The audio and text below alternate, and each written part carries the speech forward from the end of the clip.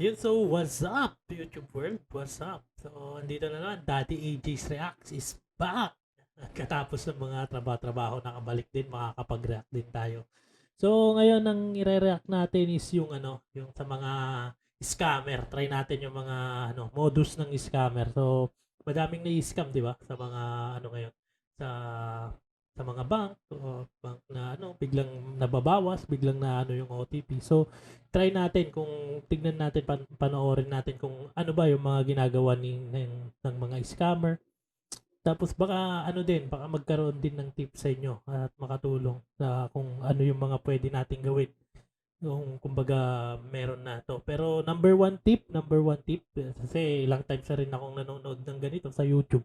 So, isa sa mga tips na yan is wag na wag yung kumbaga sa computer nyo, wag kayong magpapa-remote console, okay? Wag niyong papayagan na i-remote nila wherein ko-control din nila yung computer mo, makikita nila yung kung ano yung laman ng computer mo. Wag na wag kayong papayag doon. So, pagka may nag-access, pagka kumbaga isusupport ka, ganun ka nila isupport. And hindi naman, kita mo naman na hindi partner, sinasabi nilang Microsoft sila or something. Wag no, wag.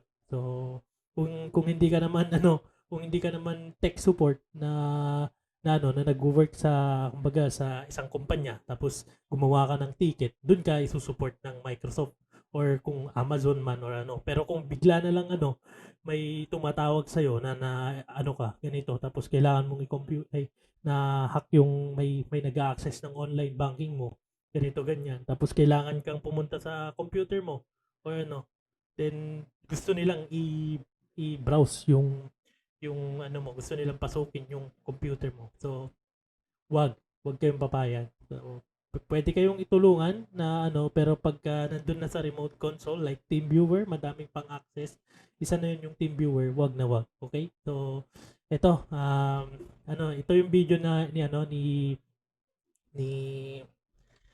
pangalan nito? Ni Jim Browning. So, si Jim Browning isa to sa mga legend na nag-expose ng mga scammer lalo na sa India o saan man mga scam na mangyayari. Ito yung mga call center scam ng tawag nila na na support daw kuno. So si Jim Browning isa siya sa mga sa mga nagso-solve ng mga to. So pinapakita niya kung ano yung mga kalakaran. Tapos minsan sinusumbong niya sa kinauukulan o kaya napasara nila yung scam na call center sa India. Okay? So without further ado, let's go. Okay, so game. Tara, load tayo nito. Scam ni Jim Browning. So tignan natin kung ano yung mangyayari.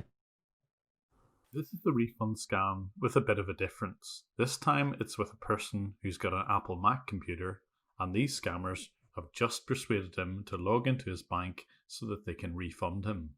But things take a different twist. Critical alert from Microsoft. Okay, so sabi nga niya, refund scam to. So titignan natin kung paano ba tong refund scam. Okay. In this video, I have access to a scammer's machine, and he is connected to a victim who's on a Mac. GG yung scammer no? Alam na agad alam na agad na may access si Jim Browning dun sa dun sa computer ng mga scammer na to. The audio will be slightly noisy because the scammer is speaking on a mobile phone, and I'm only picking up the audio via the PC's inbuilt mic. Now, first of all, just confirm me, is this a laptop or a desktop? What's happened just prior to this is that the scammers have left lots of voicemails with potential victims explaining that they're going out of business, and if they call the number back, they will be due a refund. Okay. Incredibly, this victim has believed their lies when they described that the only way to get the refund is to log into their bank account with the scammer already connected. Okay, so ayan nga. Isa pa nga sa dahilan kung ba't na nakakapasok tong mga scammer na to is kasalanan din nung tao. Kasi unang-una ba't siya naniwala dun sa refund. So kung may mga refund na ganyan, huwag kayong maniwala diyan. Lalo kung wala namang kayong kinalaman dun sa refund na yon. Then pangalawa, sabi nga ni Jim, may nakapag-remote session na nga tong dalawang to. So, I'm not sure kung ano yung ginamit kasi MacBook to. Baka siguro may TeamViewer pa rin dito sa sa MacBook. So, yun yung ginamit nila para sa para sa scam nila, para makapag-remote dito sa Then unfortunately, ayun, nilagin nga nilagin nga nung user or nung victim yung kanyang account dito sa sa kanyang bank account. So yun nga, kagaya ng sinabi ko, wag na wag kayong magpapa-remote. Okay? Papa-remote console. Confirm me with the last 4 digits of your checking account on which you want to receive the money back. They then explain to the victim that he should be able to get this refund pretty quickly as long as the bank is open. All right, the bank is open right now. That means we can make the refund credit into your account. So just give me a second. Just do one thing. Make a note of the available balance that is present in your Getting checking the victim account. to note the current balance is an important part of this scam. On a piece of paper, you need to note it down. Now they have to blacken the screen so that the victim can't see what they're doing. They have a search on the control panel for display. Available balance, because once the money gets into your account, you will be able to see that your available balance will automatically increase by that amount. Okay? Telling the victim what he's about to see is all part of it. I will just check it and let you know. I'll have to pull up all your details for that. So just give me a moment. Unlike PCs, there's no option to blacken the screen, so they do this by turning the brightness from 100 to 0. You might see the monitor will turn black. Okay. So, ayun nga, nakita nyo naman kung paano nila ginagawa. So, unang-una, para may iba kang gawin, di ba? Para may iba kang gawin. Di ka nakatutok dun sa screen mo. So, anong gagawin nila? Sasabihin nilang maghanap ka ng papel, tapos isulat mo kung ilan yung amount ng mga bank. Tapos ilagay mo din kung ano yung details, okay? So, para may sinusulat yan, hindi ka nakakita sa screen. Then, ang ginagawa nila, sa Windows kasi, pagka naka-team viewer ka, pwede mong i-blacken yung screen. So, pagka i-input mo, naka-black yung screen nung sinusupport mo para hindi niya makita kung anong nangyayari dun sa nire-remote mong console. Yun yung technique nila dito. Ngayon, ang ginawa naman ng scammer dito, gawa nga ng MacBook, hindi pwede yung pag-blacken lang ng screen. So, ang ginawa niya, tinurn down niya yung brightness sa dark na, sa pinaka-low. Syempre, para siguro may nakikita pa rin, pero konti na lang. Hindi na nakikita tong mga black na to, for sure. Lalo ang baba na nung brightness, di ba? So, sige, tuloy tayo. Just let me know if it goes black. It went black, right? All right, that means the server has started processing your refund. It would take 7 to 12 minutes. I will just confirm the amount and I will tell you how much is the refund for. He says it will take 7 to 12 minutes. That's because it takes that length of time to do what they're just about to do. They click on pay and transfer, but they're not going to transfer any funds to themselves. That's not how this scam works. Shit! He takes a very careful note Seryoso? of exactly how much is in this man's savings Shit. account, because that will become important. Yes, exactly. You're going to receive $600 back into your account. Okay, so, tignan nyo nagtra-transfer na siya, guys. Nagtra-transfer na siya. Putik. Pero, good thing, ang pinagtra-transferan lang niya, dun sa naka-register na bank, dun sa account niya. So, dalawang account pala ang naka-register dun sa kanyang, dun sa kanyang online bank account, something ganyan. So, dalawang account. So, ang ginagawa lang nung scammer is nililipat, tama, naglilipat siya ng 6K. What if ang trinatransferan nito is, ibang account na? Aray. Aray yun. So, yun, ulitin ko ulit. Wag kayong magpapa-remote, guys. Wag kayong magpapa-accept na i-remote nila, na i-share mo yung desktop mo dun sa mga taong to. Not good. Good. And the scam takes its usual form. He promises he's going to give the victim $600, but he transfers $6,000 of the victim's own money from one account to his other account.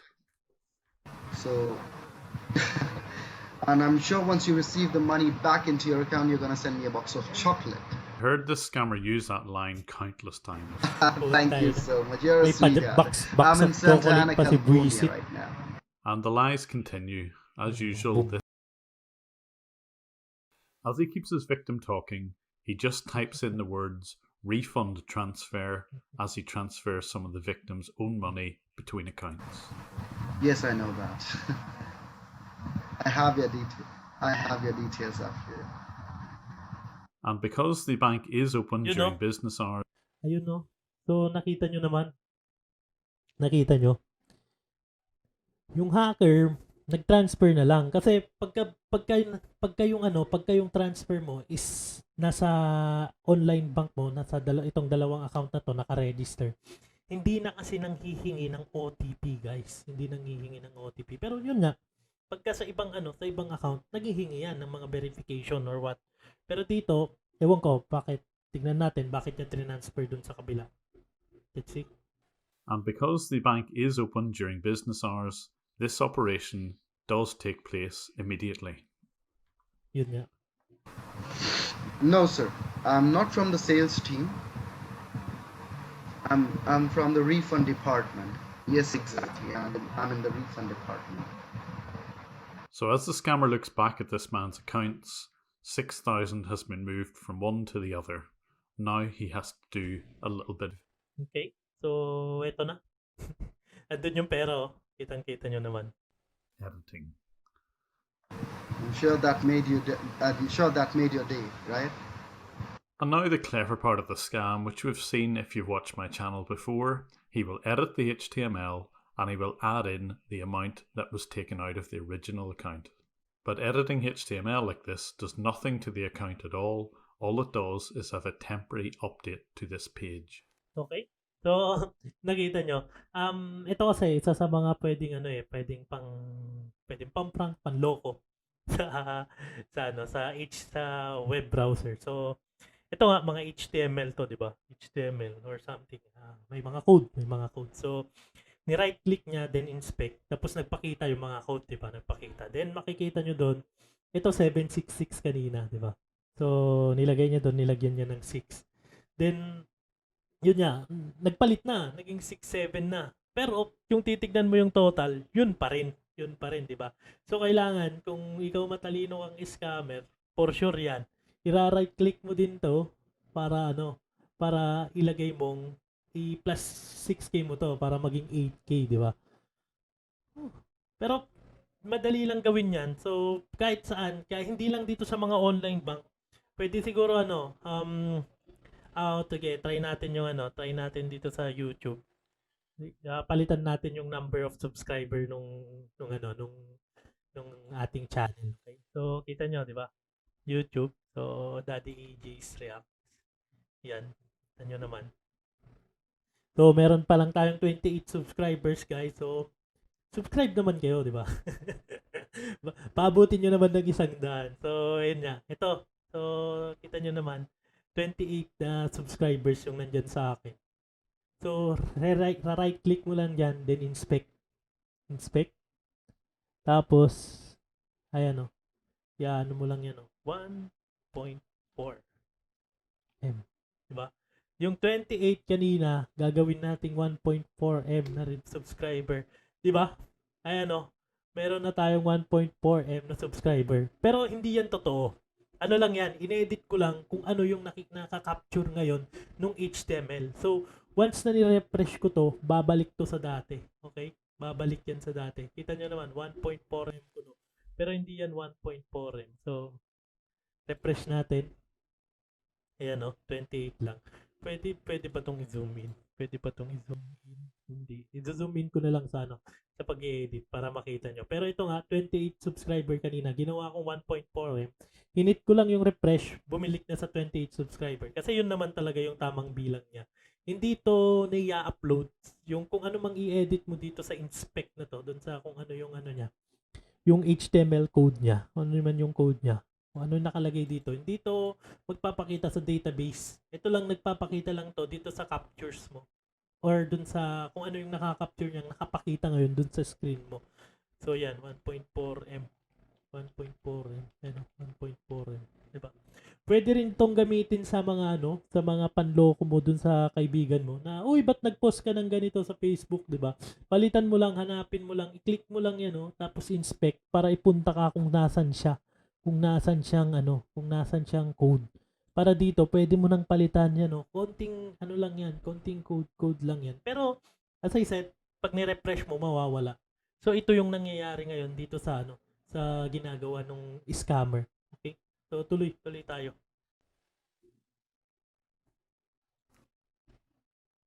But of course, the totals don't add up. He also needs to edit those totals so that it looks as if £6,000 really has appeared from nowhere. Ayun, no. So Jesus Christ. I'm sure you're gonna. nag-add din siya. Okay. His mental maths isn't that great. Look how long it takes him to work out what 12 plus 6 equals. Tagal pa niya And I bang think so. That is also one of the reasons that your voice is still very young. So now that the totals add bobola up, pa siya, the no? next part of the scam is to edit a couple of other things. The payment is pending, it needs to be complete, and the description of the payment also needs to be updated. As the small talk continues, the last part of the editing takes place. He has to persuade his victim that he has some sort of association with Apple, and the description of the transfer should include the words Apple Store and Apple gift card. He is then to persuade the victim that it's not easy for him to take the money back, so he will add the words non-transferable. And one more thing, sir. As this is this money that is Talino, coming into no? your account right Talino. now, it is a non-refundable credit. That means once the money gets into your account, after that, no one can take this particular amount out of your account. Okay? Apart from you, nobody else can touch that money. So just give me a moment. So everything's set up now. It looks as if the victim has been given $6,000 instead of $600. It looks as if it's some sort of Apple gift card. Ayun, no. Pati dito pinalitan nila. Syempre, para makita na completed niya. Pero dapat to date. Sana to. Ito sa isa sa bali. Yung mga buwisit na to. Tapos nilagyan na ng description na refund blah blah blah. So, parang makatotohanan ko, no. Na syempre, pag may binili ka nga naman, nandyan naman yung description niya. Pero date yung nandito dapat eh. Pero anyways, pero kung makikita mong ganyan, syempre, kung ikaw yung biktima, ang titignan mo, bakit may 12K na yung pera mo, di ba? Pero, ang alam ko naka, ano pa to, naka black screen pa to, hindi pa nakikita, hindi pa napapansin siguro nung biktima na may ginagawa sa mga ganito niya. Karamihan kasi ng mga nagiging biktima nito, yung mga walang hindi naman sa walang alam, pero low sila dun sa yung idea nila or knowledge nila is low sa sa technology. At karamihan lalo na sa sa ibang bansa, yung mga matatanda na mga pensioners na mga ganun. Oh, what the fuck? Yun nga yung sa kakanood ko din ng mga ganito, dami nga na mga matatanda talaga, halos yung mga 91 years old. Grabe, 91 years old. Talagang aanuin pa nila. Minsan mga may disable pa eh. So walang tong mga to, walang puso.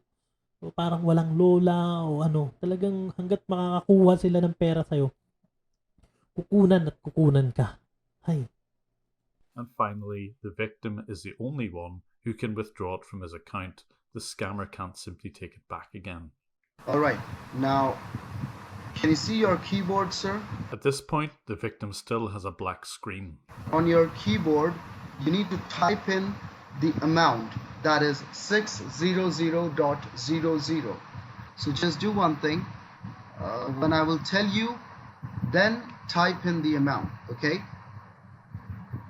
Only the digits.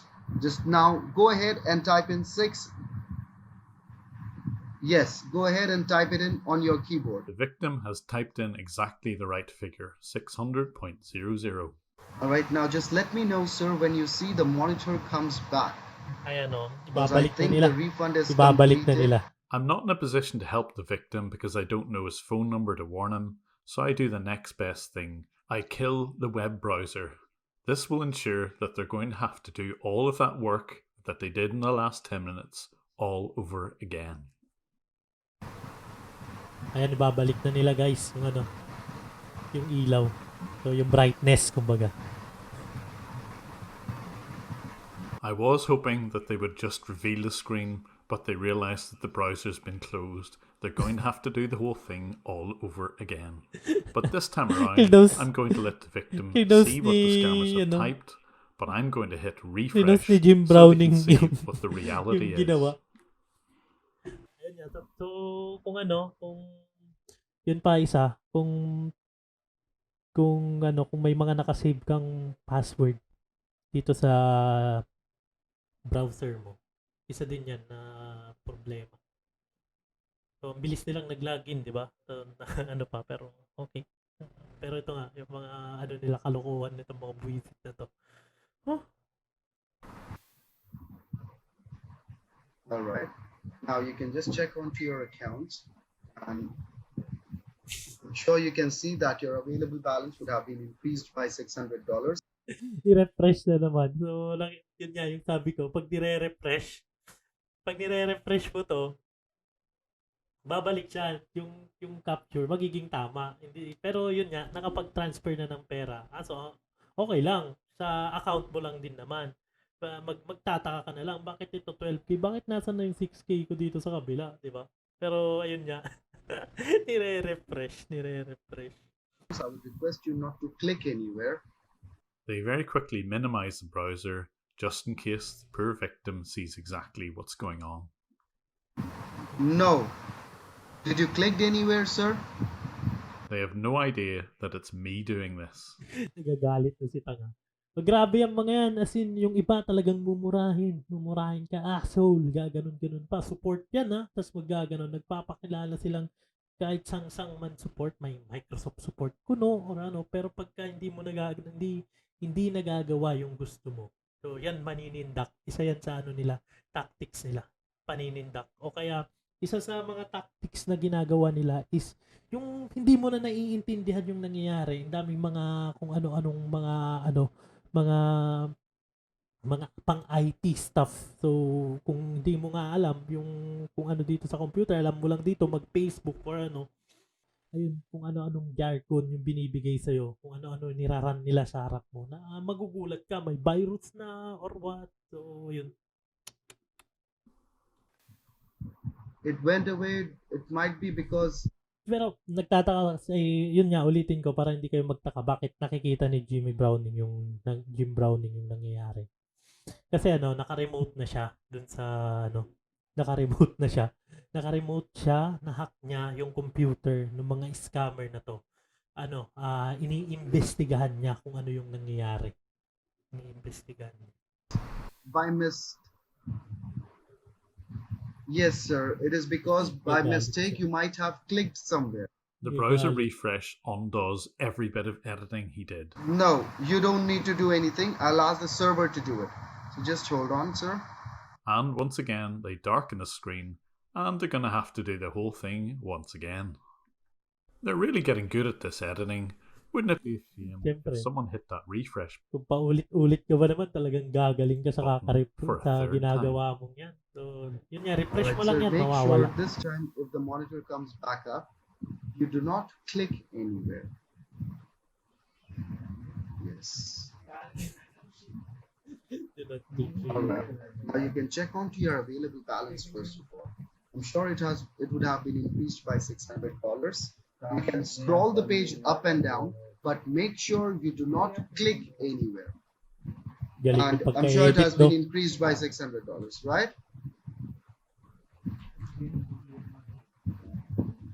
Oh, you must be kidding with me, right?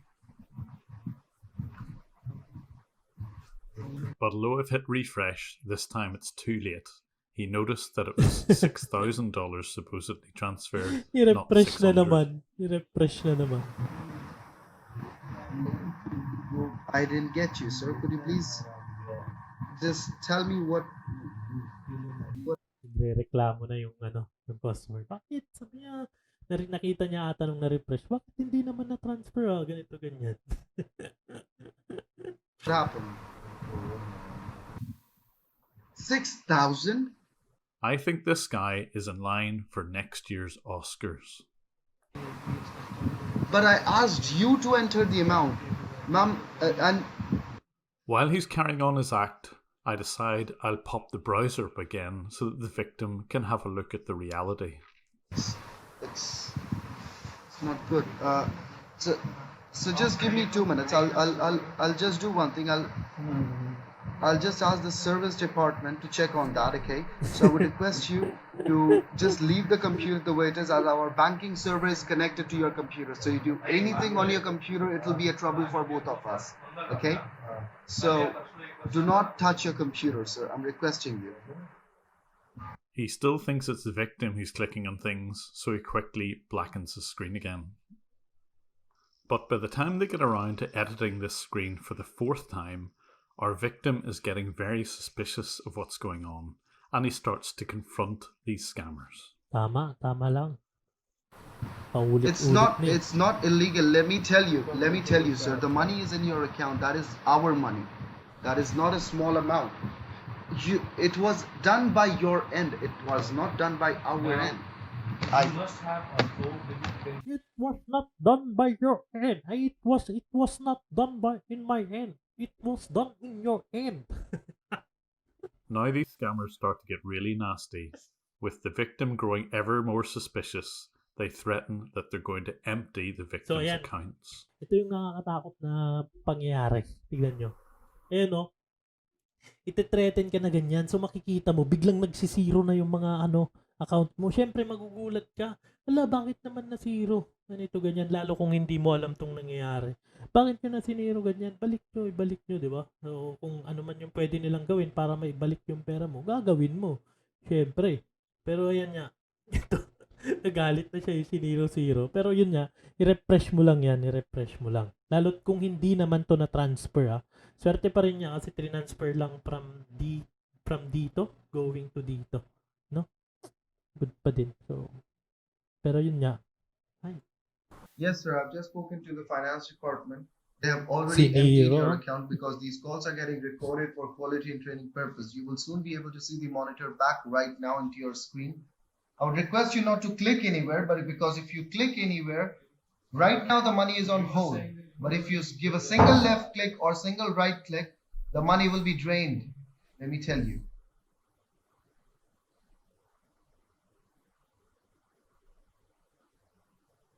I let him see his screen, but I hit refresh once again. Not only those Refresh money on your talaga. check-in savings or check-in, the server has emptied your mortgage as well. Mini-minimize ni Ugas. I have to somehow get a message to this victim, but I'm not sure how. No one is gonna put anything onto your computer until we get our $5,400 back. How dare you? 5,400, You are keeping our money and 300K. you're showing me your tantrums. We have not stealed your money. Your money is on na. hold right now with us. The money is Nagagalit. on hold with us right Buwisit. now. And listen to me, sir. If we do not get the money back, I will lose my job. Because Yun yung nila, yun yung isa sa mga kalokohan nitong mga to. Magagalit sila. Tapos sasabihin, I will lose my job. Kaya yung iba, o kaya lalo pagka hindi pa galit, sasabihin niya, may family ako, ganito, ganyan. Then, walang magsusupport yun ito. So, yung mga matatanda na kaya yung victim na natatamaan nito, naawa. So, ginagawa yung mga pag-refund. I will lose my job. the money was in your account. I will lose my job. You will lose all your money. Let me tell you that. You will lose all your money and I can guarantee that. Yun ang nakakatakot. Yung mawalan siya ng trabaho, ayos lang, no? Pero yung mawalan ka ng pera, napakadaming pera nun, yun ang hindi maganda.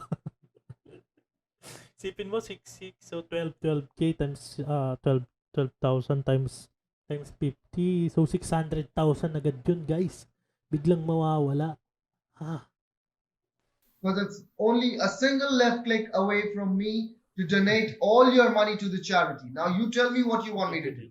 You want that money back or not? If you want that money back, you will have to go to the Apple Store. There is no other option, and follow my instructions properly. You know, papupuntahin ka sa ano, sa mga, kasi sa ibang bansa, di ba? May mga Apple Store or dun sa mga Walmart nila. Makakabili ka, makakabili ka agad ng gift card ng Nike, Apple gift card, Amazon gift card, lahat kung ano mang pwedeng mga gift card. Then it's okay. I'm going to donate all your money back. I'm going to do. It's gone too far. I have to find another way of warning this victim. So I open up their GoToAssist and I stop their screen sharing. I was able to find a way of getting in touch with this guy. I looked back through the footage and I was able to spot his email address as part of the login details. I dropped him that email and he was able to respond to me that he did know it was a scam, and he finally figured out exactly what these guys were up to. And he absolutely assured me that he'd never let anyone have remote access to his PC again. I like bringing scammer awareness videos to YouTube, and if you can support my efforts, there's a link down below and on screen to my Patreon account, and if you can help me this way, I would really appreciate it. I'm also on Twitter at JimBrowning11, and don't forget to hit the bell icon if you're a subscriber to see all my latest updates. Thank you for watching. Yun, no? So, nakita nyo, naghanap siya ng way para paano niya makokontakt yung user. So, yung iba tinatawagan niya lalo pag nakita niya yung number. So, ito, ang ginawa niya is in-email niya. So, dun sa email, dun na siguro sila nagka-contact lahat. Tinutulungan niya talaga yung pag nakakita siya ng mga ganito. So, isa sa mga nag-expose dito sa mga scammer. So, Jim Browning, puntahan nyo lang sa YouTube, Jim Browning. So, ang dami niyang subscriber. Bago nyo siya i-subscribe, subscribe nyo muna ako. Daddy AJ's React. So, okay. So, ayun nga. Yun nga, sabi ko kanina. So, unang tip, talagang wag kayong magpapa-access sa mga